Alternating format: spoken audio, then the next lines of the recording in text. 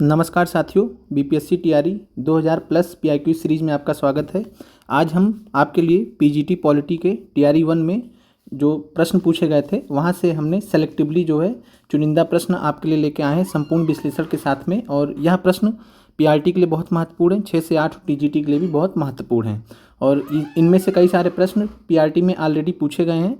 तो आप लोग में से जो लोग इन वीडियोस को पहले से देख रहे हैं उन लोग को पता है कि क्वेश्चंस जो है कैसे रिपीट हो रहे हैं पीआरटी से लेकर पीजीटी तक के।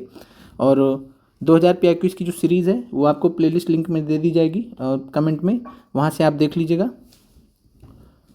और आपकी जानकारी के लिए बता दें, हम कल से जो है यूट्यूब पे आपके लिए क्विज शुरू करना चाह रहे हैं। तो अगर आप लोग इंटरेस्टेड हो तो कमेंट करके ज़रूर बताइए कि क्या आप लोग क्विज के लिए इंटरेस्टेड हैं। और साथ में आप अगर कुछ सुझाव देना चाहें तो दे सकते हैं सब्जेक्ट वाइज कि किस सब्जेक्ट का चाहते हैं, ठीक है। और साथ में जो है आप पूरा वीडियो को लाइव देखते हुए जो है पूरा वीडियो को हमें सहयोग करें और चैनल को ज़्यादा से ज़्यादा शेयर करके हमें सहयोग प्रदान करें। आते हैं पहले प्रश्न पे। और हमने यहाँ पे सिर्फ चुनिंदा प्रश्नों को लिया है, सभी प्रश्नों को नहीं लिया जो आपके काम के हैं। पहला प्रश्न है, यहाँ चर्चा किए जा रहे व्यक्तित्व को पहचाने। फ्रांसीसी राजनीतिक दार्शनिक जिनका प्रमुख कार्य द स्पिरिट ऑफ लॉज राजनीतिक सिद्धांत में एक प्रमुख योगदान था। तो the spirit of the laws book पुस्तक के बारे में आप जानते हैं कि किसने इसको लिखा था। तो आपका आंसर है मॉन्टेस्क्यू। इसके अलावा थॉमस हॉब्स, और ये प्रश्न कई बार रिपीट हुआ है, पीआरटी में भी पूछा गया था, ठीक है। ये पीजीटी का प्रश्न है, फिर से बता दें पीजीटी टीआरई 1 के प्रश्न है ये। फिर थॉमस हॉब्स के बारे में आपको क्या याद रखना है, थॉमस हॉब्स के बारे में आपको इनकी पुस्तक थी लेविएथन। और लेविएथन पुस्तक आपको ध्यान रखना बहुत ही महत्वपूर्ण है, पूछा जा सकता है आपसे। और आपको जो हमने लिस्ट बताई थी उसमें इसको भी ऐड कर लीजिएगा, थॉमस हॉब्स की लेविएथन।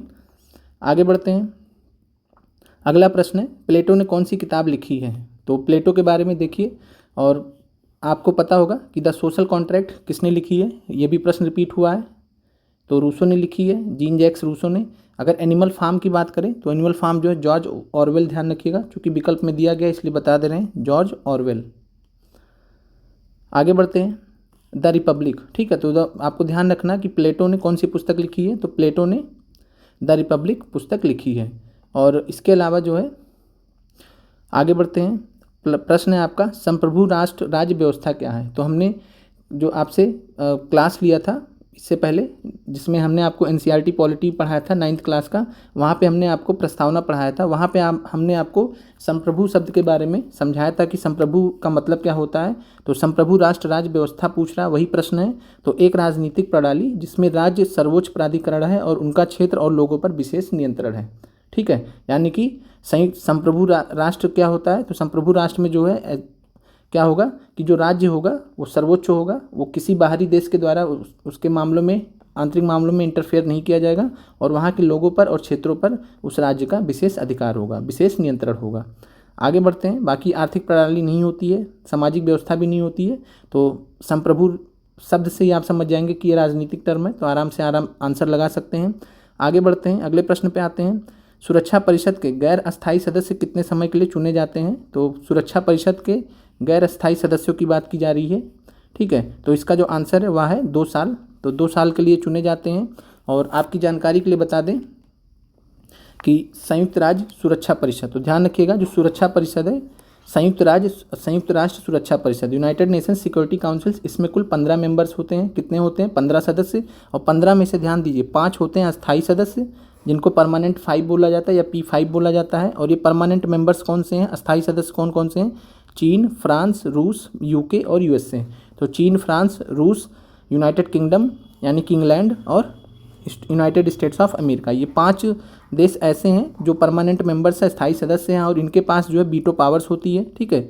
इनके पास वीटो पावर्स होती है, और वीटो पावर का इस्तेमाल जो है किसी भी प्रस्ताव को रोकने के लिए ये लगा सकते हैं।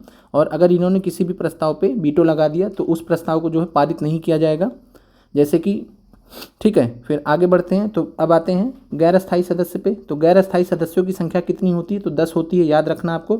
और हर वर्ष ध्यान दीजिएगा, हर वर्ष 5 सदस्य, 10 में से 5 सदस्य 2 वर्ष के लिए चुने जाते हैं। कितने वर्ष के लिए, तो 2 वर्ष के लिए। यही प्रश्न मैं आपसे पूछा था। इसके अलावा आपको ध्यान रखना है कि जो है यूनाइटेड नेशंस में कुल कितने सदस्य हैं, तो 193 सदस्य हैं। और इसमें सबसे नवीनतम सदस्य कौन सा, तो दक्षिण सूडान। ध्यान दीजिएगा, दक्षिण सूडान इसका नवीनतम सदस्य है। तो दक्षिण सूडान नवीनतम सदस्य है, 2011 में जुड़ा था। और यूनाइटेड नेशंस में 193 कुल सदस्य हैं। यूनाइटेड नेशंस की स्थापना कब हुई थी, तो 24 अक्टूबर 1945 को। इसलिए जो है 24 अक्टूबर को हम यूनाइटेड नेशंस डे मनाते हैं। यूनाइटेड नेशंस डे 24 अक्टूबर को मनाते हैं। क्लियर है। तो इस तरीके से जो है आपको इस प्रश्न के बारे में जानकारी हो गई। आगे बढ़ते हैं। और इसी तरीके से आपको हमेशा प्रीवियस ईयर क्वेश्चंस का एनालिसिस करना रहता है। हालांकि हमने आपको आपकी सहायता के लिए जो है चैनल में प्लेलिस्ट बना दिया, जहाँ पे जितने भी टीआरई के प्रश्न पूछे गए हैं हमने वहाँ से आपको करा दिए हैं। और वहाँ से आपको जो जब भी एग्ज़ाम होगा आपका पीआरटी का, तो आराम से 60 से 70 क्वेश्चन तो सेम टू सेम मिल जाएंगे। बाकी जो आपको यहाँ पर एक्सप्लेनेशन बताया जा रहा है उसकी मदद से आप अन्य प्रश्न कर पाएंगे। बाकी एनसीईआरटी आपको पढ़ाई जा रहा है। प्रश्न है, पहला परमाणु संयंत्र कहाँ स्थापित किया गया था। तो यहाँ बात किया जा रहा है, ऑप्शंस देके आप समझ सकते हैं विश्व की बात कर रहा है। ठीक है, कहाँ की बात कर रहा है, विश्व की। तो विश्व में पहला परमाणु संयंत्र कहाँ स्थापित किया गया था, तो इसका आंसर है ओबनिंस्क, रूस। तो रूस में एक जगह है ओबनिंस्क, और वहाँ पे जो है पहला परमाणु संयंत्र, ठीक है, स्थापित किया गया था। और भारत की अगर बात करें, ठीक है, तो भारत की बात करें तो भारत का पहला परमाणु संयंत्र कब स्थापित किया गया था। ठीक है, तो आप इसको कमेंट करके बताइएगा कि कब स्थापित किया गया था भारत का पहला परमाणु संयंत्र। और इसका नाम हम बता दे रहे हैं यहाँ पे आपको,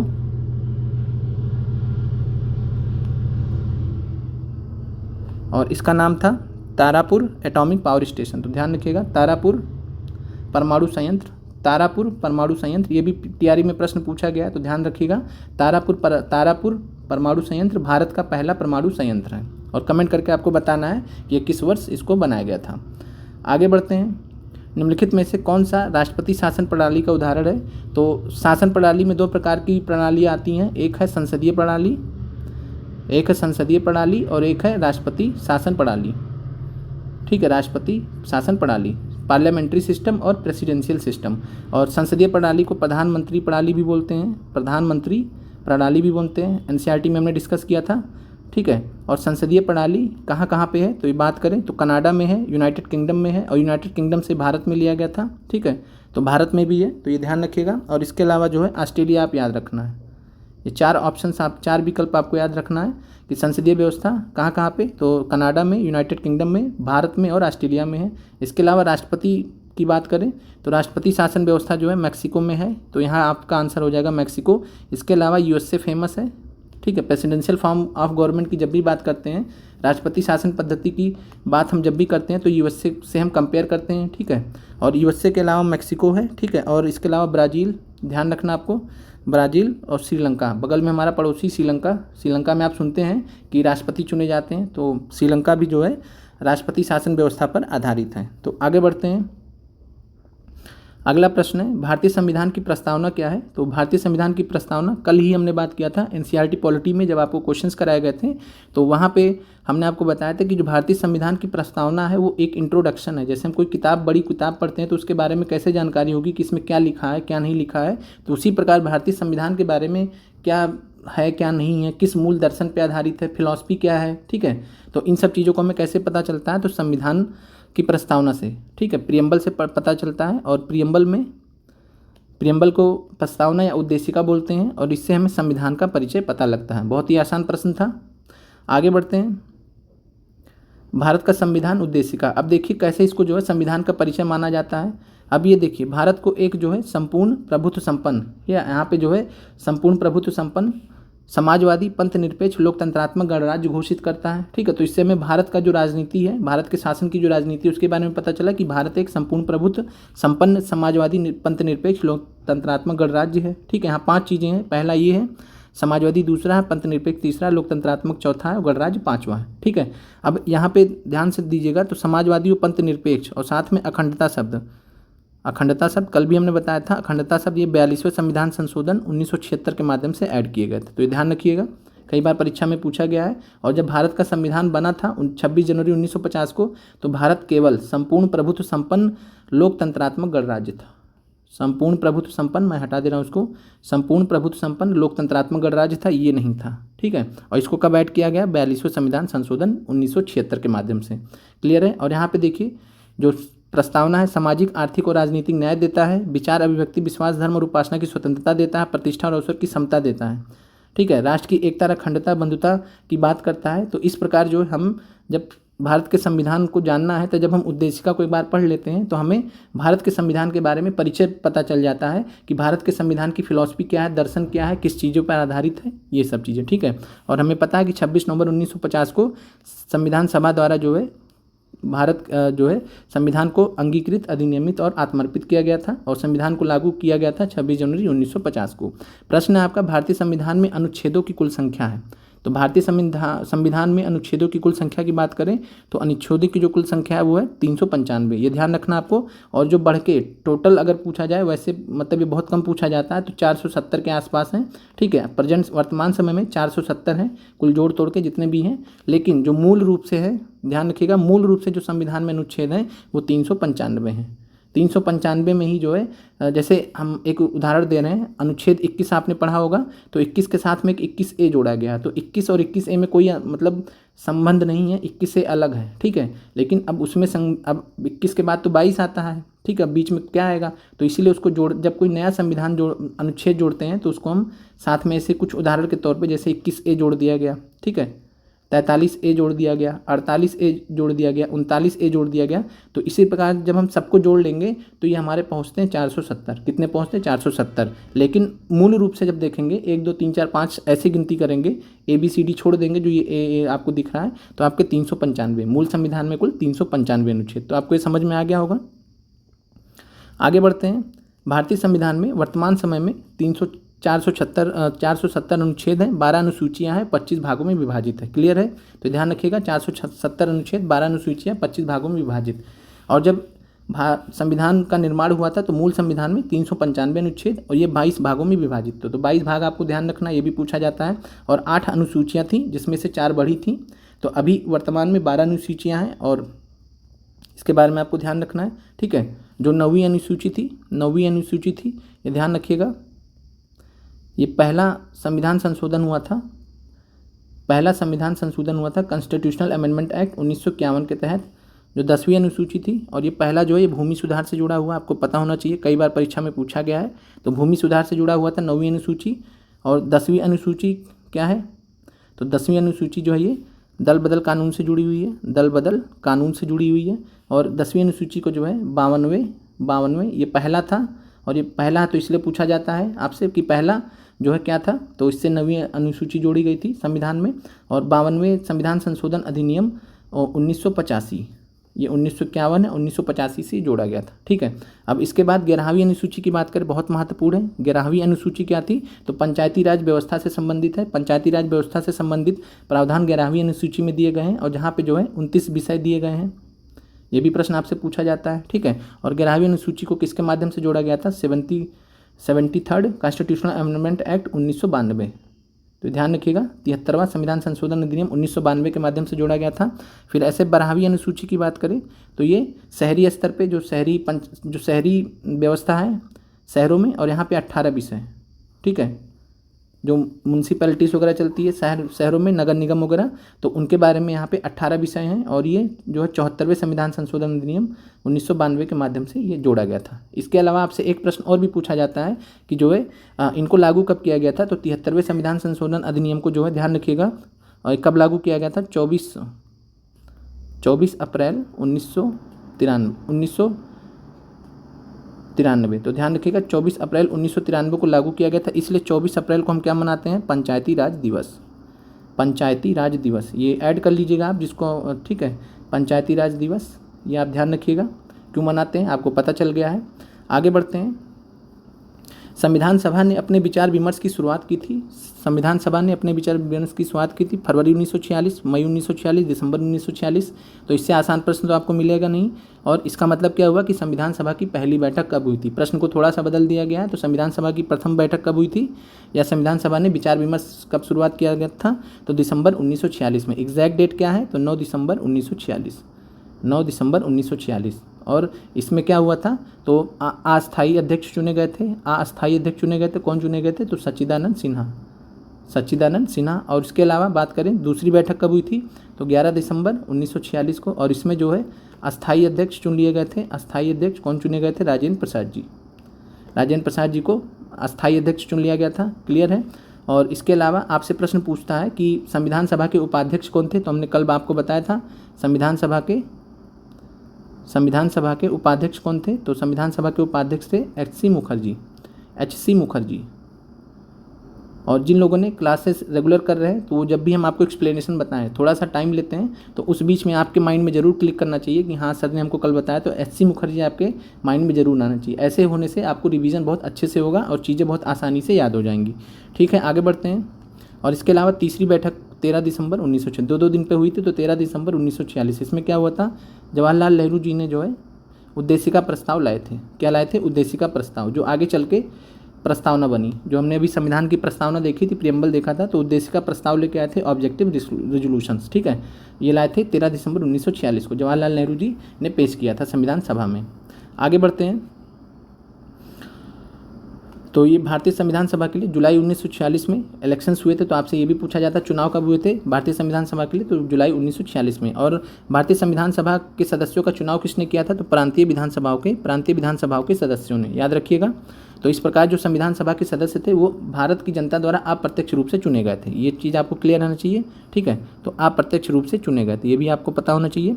संविधान सभा की पहली बैठक दिसंबर 1946 को हुई थी। इसके तत्काल बाद देश दो भागों भारत और पाकिस्तान में बंट गया था। संविधान सभा भी दो हिस्सों में बंट गई। भारत की संविधान सभा अलग हो गई, पाकिस्तान की संविधान सभा अलग हो जाएगी। ये भी हमने कल बात किया था। फिर भारतीय संविधान लिखने वाली सभा में 299 सदस्य थे, ये भी आपसे पूछा जाता है, जिसके अध्यक्ष डॉक्टर राजेंद्र प्रसाद जी थे। संविधान सभा ने 26 नवंबर 1949 में अपना काम पूरा कर लिया। 26 नवंबर 1950 को संविधान लागू हुआ और 26 नवंबर को हम क्या मनाते हैं? तो संविधान दिवस। फिर इसी दिन याद है कि जो है 26 जनवरी को पता ही हमें क्या मनाया जाता है? गणतंत्र दिवस। और संविधान को तैयार करने में 2 वर्ष 11 महीने 18 दिन का समय लगा। क्लियर है, आगे बढ़ते हैं। और जवाहरलाल नेहरू ने संविधान सभा में एक प्रस्ताव रखा जिसे वस्तुनिष्ठ संकल्प के रूप में जाना जाता है। ठीक है, वस्तुनिष्ठ संकल्प, इसको ऑब्जेक्टिव रेजोल्यूशन बोला जाता है। ऑब्जेक्टिव रेजोल्यूशन, उद्देशिका प्रस्ताव भी बोला जाता है, उद्देशिका प्रस्ताव भी बोला जाता है।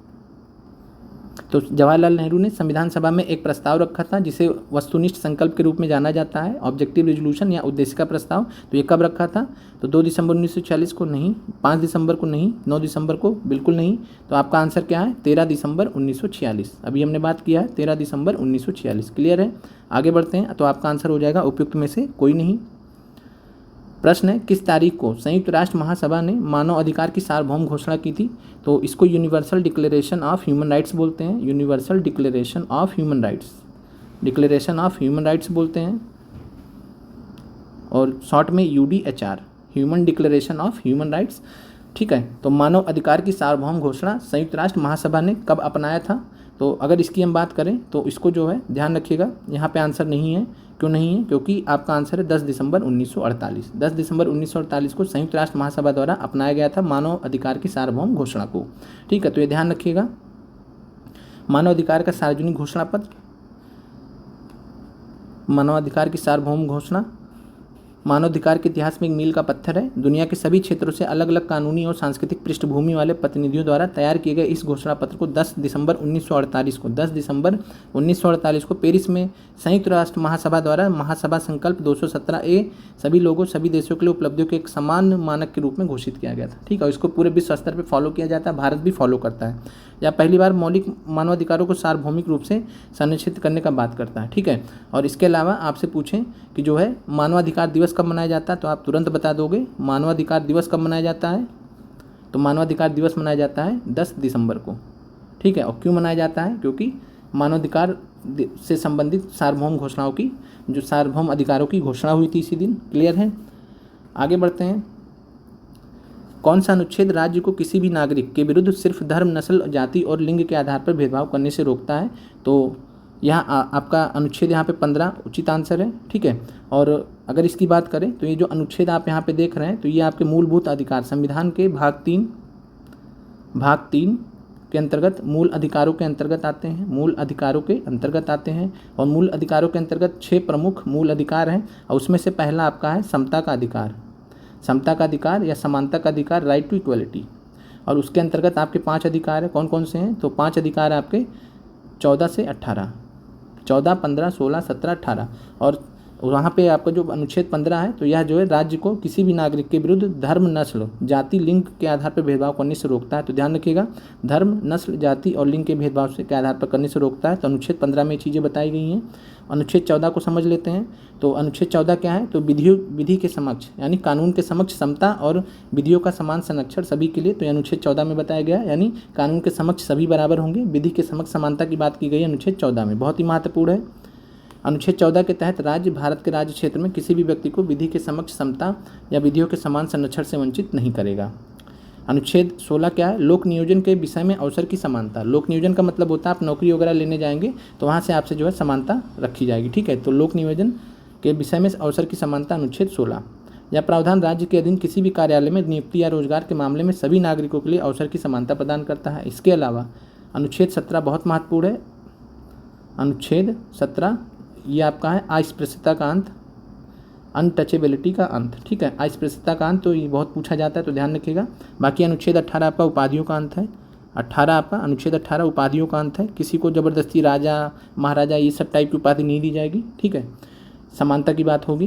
अब 6 मौलिक अधिकार कौन कौन से हैं? तो समानता का अधिकार या समता का अधिकार अनुच्छेद 14 से 18, स्वतंत्रता का अधिकार अनुच्छेद 19 से 22, इसमें भी 5 अधिकार है, ध्यान रखिएगा। देखने में 4 लग रहे होंगे लेकिन 21A भी जोड़ा गया है। शिक्षा का अधिकार 21A, ठीक है। 19, 20, 21A और 22।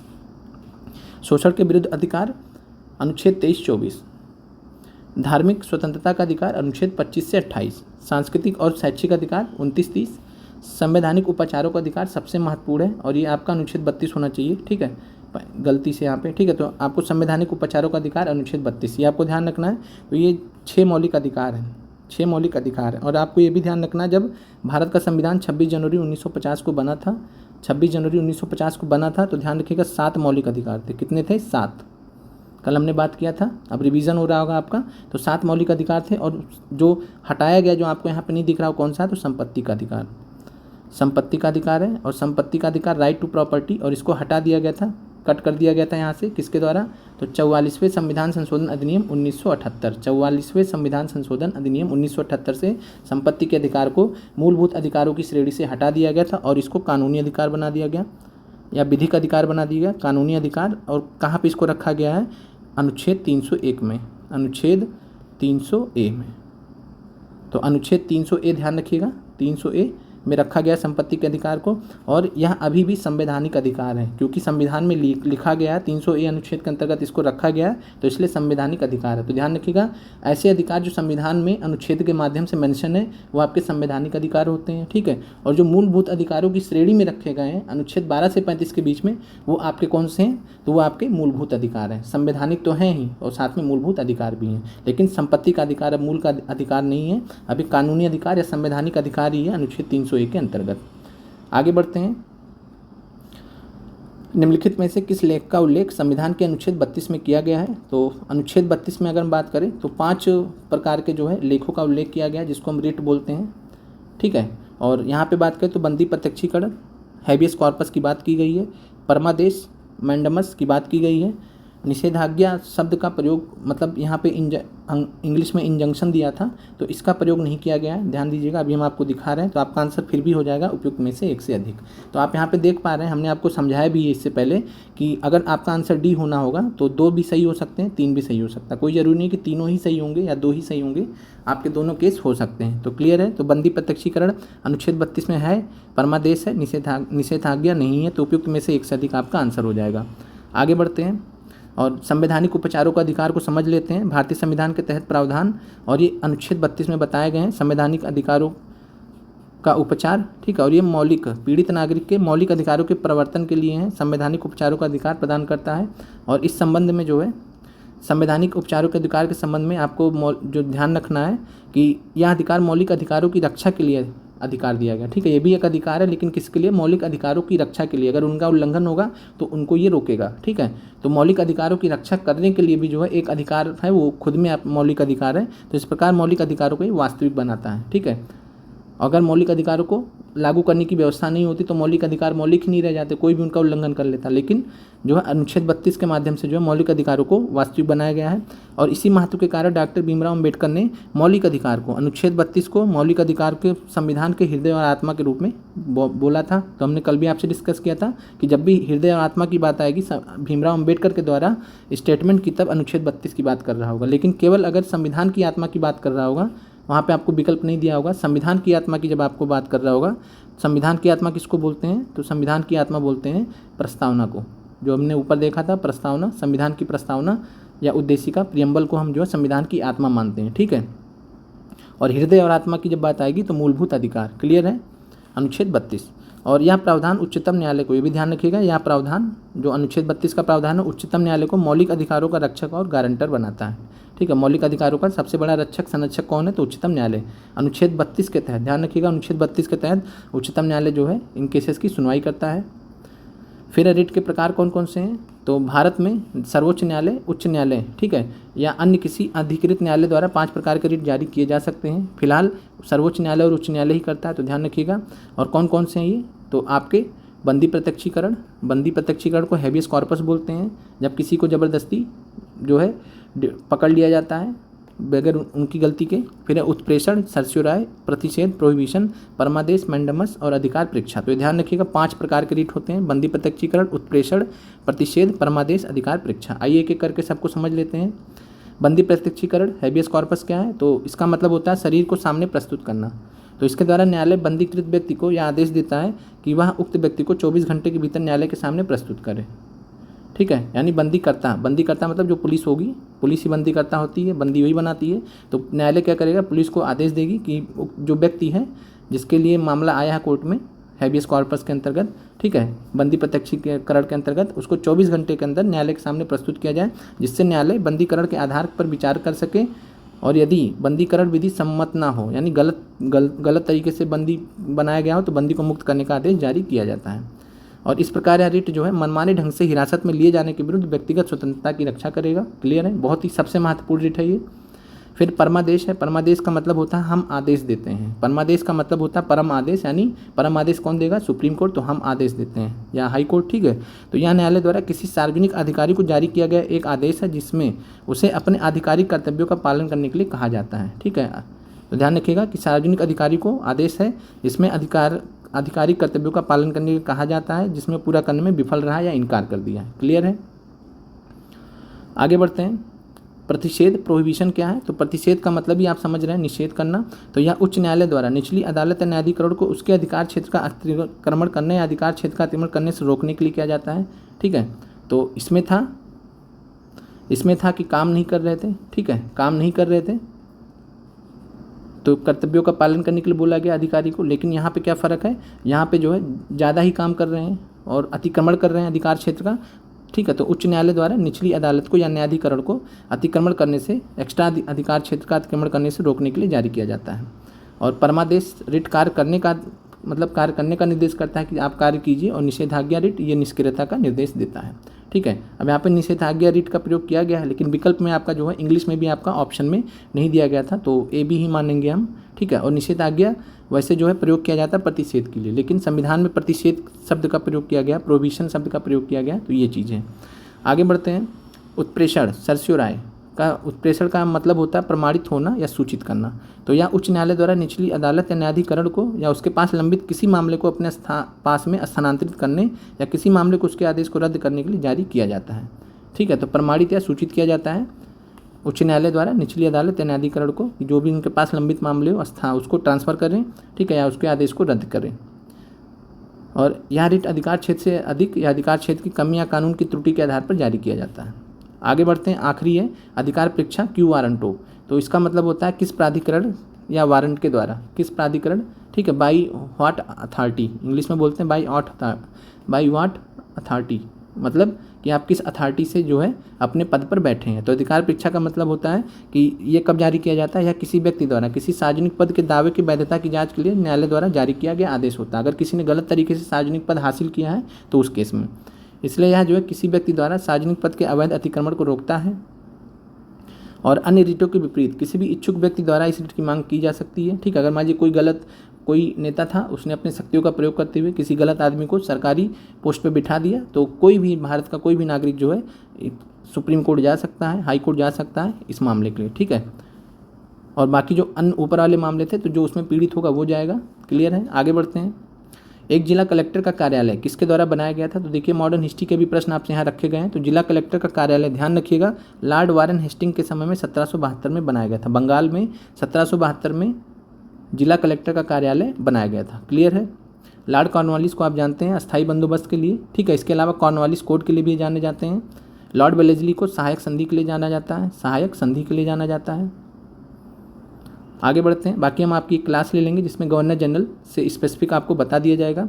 उस विचारक का नाम बताइए जिन्हें अक्सर अपनी पुस्तक में क्षेत्रीय संप्रभु सरकार को संदर्भित करने के लिए राज्य की अवधारणा का पहली बार उपयोग करने के लिए श्रेय दिया जाता है। उस पुस्तक का शीर्षक बताइए। तो आपको ये सब नहीं समझना, बस आपको इतना ही ध्यान रखना है। प्रश्न इसीलिए लिया गया है कि आपको फिर से रिवाइज हो जाए कि रूसो ने कौन सी पुस्तक लिखी है, तो द सोशल कॉन्ट्रैक्ट, और मैकियावेली ने कौन सी पुस्तक लिखी है, तो द प्रिंस। तो ध्यान रखिएगा, मैकियावेली ने द प्रिंस नाम से पुस्तक लिखी, बहुत ही महत्वपूर्ण आपके लिए, और रूसो की द सोशल कॉन्ट्रैक्ट तो महत्वपूर्ण है ही, ठीक है। और जीन बोर्डिन का ऐड कर लीजिएगा आप, the six book of Republic. बाकी क्वेश्चंस नहीं मतलब आपको होना चाहिए। तो जीन बोर्डिन ने the six book of the Republic, ये आप ध्यान रखिएगा।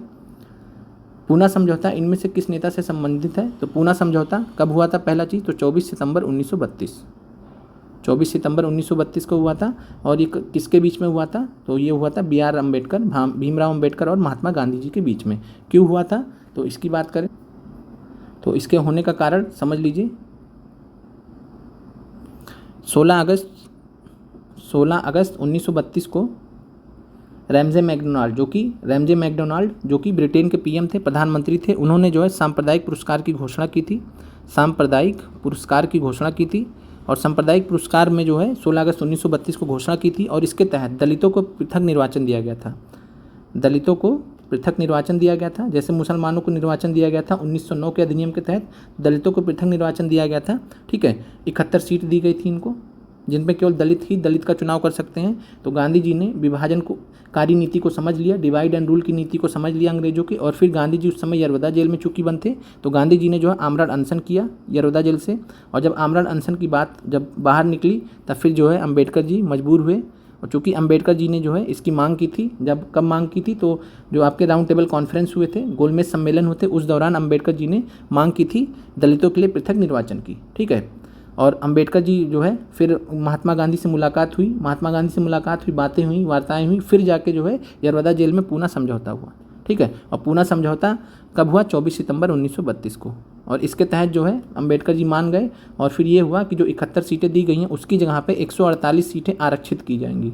जैसे आज के डेट में सीटें आरक्षित की गई हैं, तो 148 सीटें जो हैं आरक्षित की जाएंगी दलितों के लिए। किसके लिए? दलितों के लिए, ठीक है। 71 दिया था रैमजे मैकडोनाल्ड ने सांप्रदायिक पुरस्कार में, 100 बढ़ा के 148 कर दिया पूना पैक्ट ने, ठीक है। और इसको लागू भी किया गया था। तो 148 सीटें संयुक्त रूप से आरक्षित कर दी गई, यानी दलित सीट पे दलित खड़ा होगा, लेकिन चुनाव सभी लोग करेंगे। तो इस प्रकार जो विभाजनकारी नीति से उससे बच गए हम लोग।